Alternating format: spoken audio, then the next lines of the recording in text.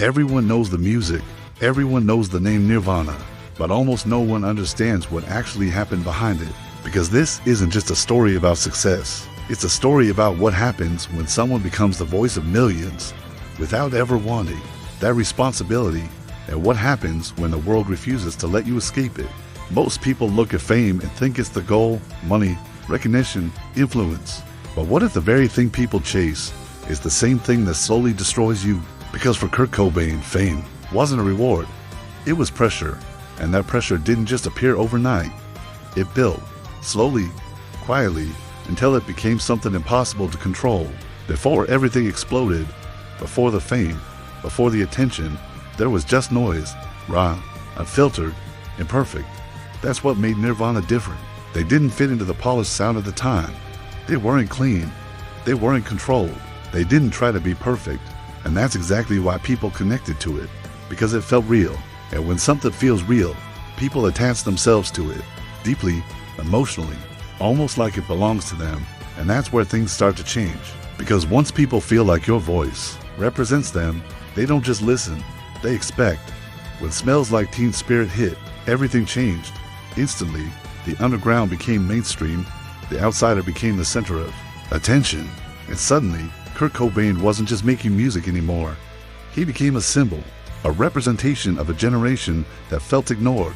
But here's the problem with becoming a symbol. You lose control over what you are because people stop seeing you as a person. They start seeing you as something they need, something they project onto, something they rely on. At first, it might not feel heavy.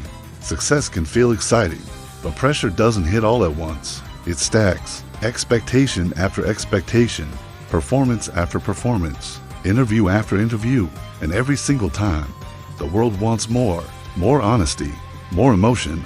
But what happens when you've already given everything you had? When people ask you to recreate something that came from a place of pain, that's where the disconnect begins. Because now, you're no longer creating freely. You're being watched, judged, expected to deliver. This is where things get dangerous, because the outside world sees success, but internally, it feels completely different. You're maintaining a role, a version of yourself the world has decided you are.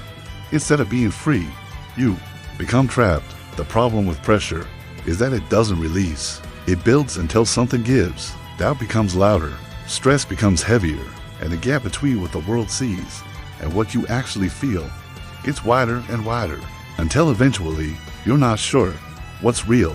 This is the part people don't talk about enough. Success stories are told from the outside. Charts, sales, influence, or rarely from the inside. To have your thoughts, your identity, constantly interpreted by others. Because once you reach that level, you belong to the world.